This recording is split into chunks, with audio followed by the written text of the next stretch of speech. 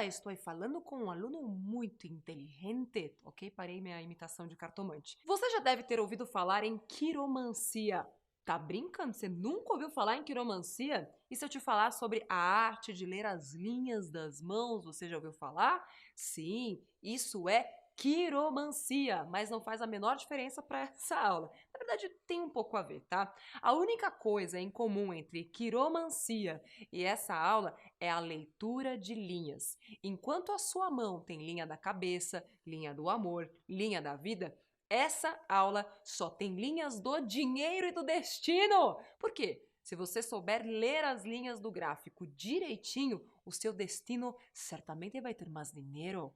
Olha que maravilha! Então presta atenção, vamos lá. Na aula anterior, eu te expliquei que o DI futuro é representado por gráficos, né? Você já aprendeu a ler aquelas linhas todas.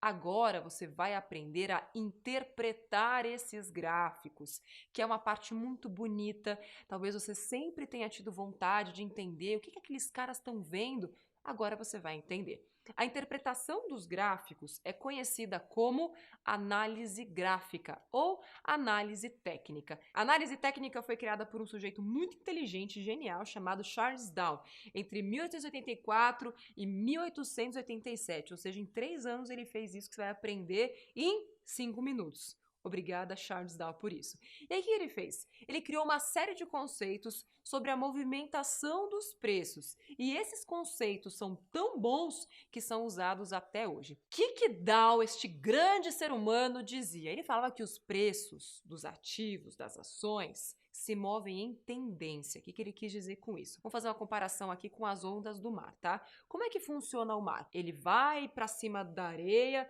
depois ele volta, ele avança sobre a praia e recua. E ele vai fazendo esse movimento. Mas ele nunca faz isso só uma vez.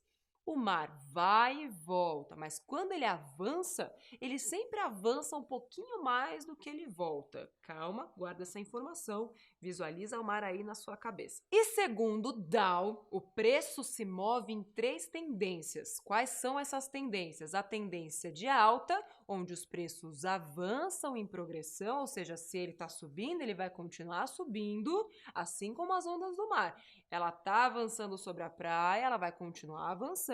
A segunda tendência é a tendência de baixa. Ela é igual à tendência de alta, porém no sentido contrário. Então, a tendência de alta vai avançando para cima, tendência de baixo vai caindo com a mesma frequência, continua caindo. E a terceira tendência é a tendência lateral, é tipo um caranguejo, entendeu? Que vai andando para os lados. Ela não tem uma definição, ela não sobe muito nem desce muito.